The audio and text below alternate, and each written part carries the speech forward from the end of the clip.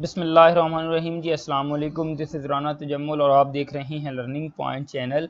ये हमारा operating system का 9th लेक्चर है। इस लेक्चर में हम डिस्ट्रीब्यूटेड सिस्टम्स को डिस्कस करेंगे और इसी लेक्चर में हम एडवांटेजेस भी देखेंगे डिस्ट्रीब्यूटेड सिस्टम के।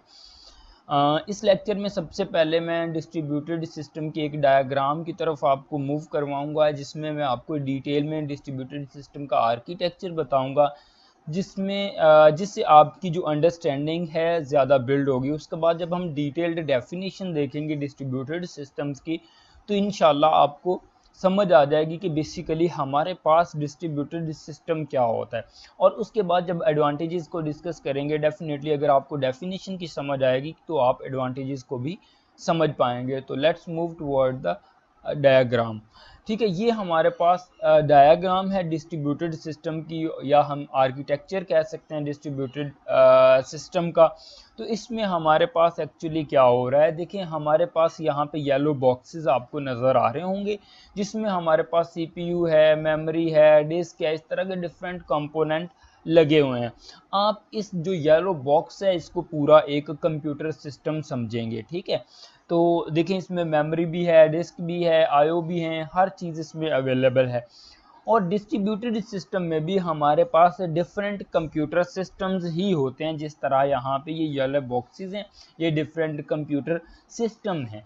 और डिस्ट्रीब्यूटेड सिस्टम में भी इसी तरह हमारे पास डिफरेंट कंप्यूटर सिस्टम्स होते हैं और ये आपस में इंटरकनेक्टेड होते हैं।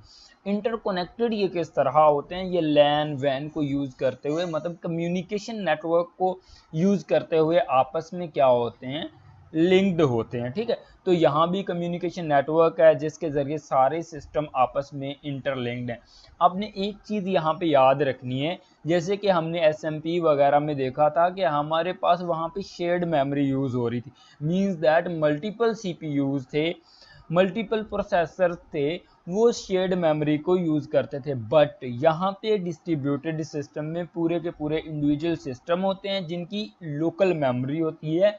मीन्स दैट हर सिस्टम की, हर प्रोसेसर की अपनी मेमोरी होती है। यहाँ पे शेयर्ड मेमोरी नहीं यूज़ होती। मीन्स दैट ये मेमोरी को शेयर नहीं कर रहे होते। ठीक है, तो ये देखें, इस सिस्टम की अपनी मेमोरी है, इस सिस्टम की अपनी मेमोरी है, इस सिस्टम की अपनी मेमोरी है, हर सिस्टम की अपनी मेमोरी है। और यहाँ पे जो प्रोसेसर हैं, आप देख रहे हैं लूजली कपल्ड है। लूजली कपल्ड एक वर्ड होता है, एक होता है टाइटली कपल्ड। लूजली कपल्ड का मतलब होता है कि जितने भी सिस्टम हैं वहाँ पे जो सीपीयूज़ हैं वो अलग अलग हैं। इस सिस्टम का सीपीयू अलग है, या प्रोसेसर इसका अलग है, इसका अलग है।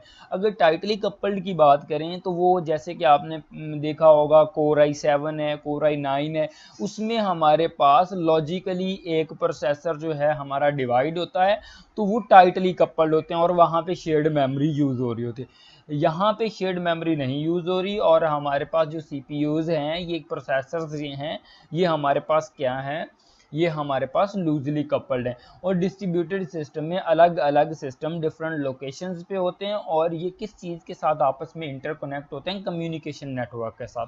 आई होप आपको बेसिक आइडिया क्लियर होगा। यहाँ पे अगर ये कम्युनिकेशन करना चाहते हैं आपस में, तो यहाँ पे मैसेज पासिंग की टेक्निक यूज़ होती है, जिसके ज़रिए ये क्या कर सकते हैं, कम्युनिकेट कर सकते हैं एक दूसरे के साथ। या ये देखें, ये कम्युनिकेशन नेटवर्क है जिसके ज़रिए ये क्या कर रहे हैं, आपस में कम्युनिकेट कर रहे हैं। तो अब हम डिटेल्ड डेफिनेशन देखते हैं, जिससे आपको एक मज़ीद आइडिया होगा, इंशाल्लाह आपको समझ आ जाएगी। अच्छा, डिस्ट्रीब्यूटेड सिस्टम की डिटेल्ड डेफिनेशन देखते हैं। कहता है a system that distributes the computation among several physical processor is called distributed system. Distributed system में हमारे पास जो कंप्यूटेशन होती है वो सेवरल फिजिकल प्रोसेसर को असाइन कर दी जाती है या डिस्ट्रीब्यूट कर दी जाती है, जिसको वो क्या करता है, अकम्प्लिश करता है, या कंप्यूटेशन परफॉर्म कर रहा होता है या प्रोसेसिंग परफॉर्म करता है। मीन्स दैट जो भी टास्क होता है वो डिफरेंट सिस्टम्स में डिस्ट्रीब्यूट कर दिया जाता है। किसके ज़रिए, हमारे पास यहाँ पे कम्युनिकेशन नेटवर्क के ज़रिए हम क्या करते हैं, उसको डिस्ट्रीब्यूट करते हैं। It is also known as loosely coupled system. जैसे कि मैंने बताया कि हमारे पास जो डिस्ट्रीब्यूटेड सिस्टम है इसको हम लूजली कपल्ड सिस्टम भी कहते हैं, क्योंकि टाइटली कपल में ये होता है कि डिफरेंट हमारे पास जो एक ही प्रोसेसर है उसमें उसको हमने लॉजिकली डिवाइड किया होता है, लेकिन यहाँ पे हमारे पास जो प्रोसेसर हैं ये फिजिकली डिवाइड हैं। हर सिस्टम का अपना प्रोसेसर है, अपनी मेमोरी है, अपनी डिस्क है, अपनी आयोज हैं, तो दैट मीन जो प्रोसेसर हैं ये लूजली कपल्ड हैं। अच्छा, it means that processors do not share memory, जैसे कि मैंने आपको बताया कि ये मेमोरी को शेयर नहीं कर रहा, ठीक है, डेटा स्ट्रक्चर को भी शेयर नहीं करता और क्लॉक सिस्टम क्लॉक को भी ये शेयर नहीं कर रहा होता, क्योंकि हर एक का अपना प्रोसेसर है, अपना क्लॉक होगा, अपना डेटा स्ट्रक्चर होगा, अपनी मेमोरी है, रैम है, तो दैट मीन वो मेमोरी को शेयर नहीं कर रहा होता। मेमोरी शेयर इस सूरत में होती है जब आपके पास एक सीपीयू है, वो कोर i7 है, मल्टीपल प्रोसेसर उसको हमने डिवाइड कर दिया एक ही सिस्टम में, तो डेफिनेटली एक ही मेमोरी हमारे सिस्टम में लगी होती है जिसको वो क्या कर रहा होता है, शेयर कर रहा होता है। और आपस में जो प्रोसेसर की हमने लॉजिकली डिवाइड किया हुआ है कोर, वो आपस में कम्युनिकेट कर रहे होते हैं, जो प्रोसेसेस हैं उसको पुल कर रहे होते हैं या पुश कर रहे होते हैं, आपस में माइग्रेट कर रहे होते हैं, तो वो शेयर्ड मेमोरी को यूज़ कर रहे हैं। बट यहाँ पे शेयर मेमोरी यूज़ नहीं होती। Each processor has its own local memory, ये बहुत दफ़ा हमने डिस्कस कर लिया। अ processor can only communicate with each other processor through a communication line, ये भी हमने डिस्कस किया है कि हमारे पास अगर प्रोसेसर आपस में कम्युनिकेट करना चाहते हैं तो वो किसके ज़रिए कम्युनिकेट करेंगे, जो हमने नेटवर्क यहाँ पे बनाया हुआ है, ये कम्युनिकेशन नेटवर्क है जो इसके ज़रिए, मीन्स दैट यहाँ पे लोकल एरिया नेटवर्क होगा, मतलब केबल्स होंगी जिसके ज़रिए आपस में कनेक्ट होंगे, तो डेफिनेटली प्रोसेसर उसी के ज़रिए आपस में कम्युनिकेट करेंगे through communication lines. Line mean वो जो हमारे पास केबल्स होते हैं जिसके ज़रिए ये आपस में कनेक्टेड हैं, यूजुअली ओवर अ नेटवर्क के साथ। द प्रोसेसर, ये वर्ड है द प्रोसेसर, ये मिस्टेक है, the processor in distributed system में वेरी इन साइज, ठीक है, स्पीड एंड फंक्शन, मतलब कि जो प्रोसेसर हैं डिस्ट्रीब्यूटेड सिस्टम में हो सकता है एक दूसरे से उनकी स्पीड और फंक्शनैलिटी और साइज एक दूसरे से ग्रेटर हो सकता है एक सिस्टम में प्रोसेसर बड़ा लगा हुआ हो, दूसरे सिस्टम में प्रोसेसर, एक में i7 है, दूसरे में i5 है, एक में i3 है, एक कोर टू डुअल है, क्योंकि डिफरेंट सिस्टम्स है ना, तो हो सकता है वो स्पीड और साइज के लिहाज से और फंक्शनैलिटी के लिहाज से मे बी डिफर कर रहे हो, मे बी उनका जो आर्किटेक्चर है वो भी डिफरेंट हो। दे में include micro processor, work station, mini computer and large general purpose computer system, means that जो हमारे पास इस डिस्ट्रीब्यूटेड सिस्टम में कंप्यूटर्स यूज हो रहे हैं, हो सकता है ये मिनी कंप्यूटर हो, वर्क स्टेशन हो, जनरल पीसी हो, कुछ भी इस तरह के सिस्टम, मतलब कि डिफरेंट हो सकते हैं साइज में। देखें आपके पास मिनी कंप्यूटर जो बहुत बड़ा होता है साइज में, अगर जनरल पर्पस की बात करें तो मीन्स दैट ये डिफरेंट सिस्टम्स होते हैं, हो सकता है एक के अंदर प्रोसेसर अच्छा लगा हो, दूसरे में अच्छा ना लगा हो, मीन्स दैट उसकी जो स्पीड है कम हो, तो हो सकता है एक डिस्ट्रीब्यूटेड सिस्टम जो हमने बनाया हुआ है उसमें सिस्टम डिफरेंट काइंड के हो सकते हैं। द प्रोसेसर, ये वर्ड क्योंकि मैंने प्रोनाउंस करके इसको राइट किया है तो इसलिए ये प्रोफेसर लिखा हो, द प्रोसेसर है ये word. The processor are given different name such as, जो हमारे पास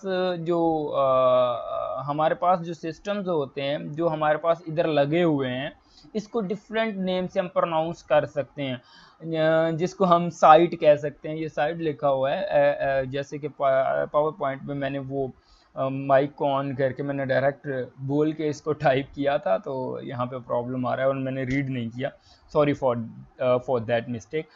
तो हमारे पास जो प्रोसेसर्स होते हैं या सिस्टम्स लगे हुए होते हैं डिस्ट्रीब्यूटेड सिस्टम में, तो हमारे पास इसको हम साइट कह सकते हैं, नोड कंप्यूटर कह सकते हैं, मशीन कह सकते हैं, या आप होस्ट कह सकते हैं, ठीक है। इन सिस्टम्स को जो कि एंड कंप्यूटर होते हैं, ये वाले कंप्यूटर आप इसको क्या कह सकते हैं, साइट कह सकते हैं, नोड कह सकते हैं, मिनी कंप्यूटर कह सकते हैं, होस्ट कह सकते हैं, कुछ भी आप इसको प्रोनाउंस कर सकते हैं, एंड नोड कह सकते हैं, ठीक है।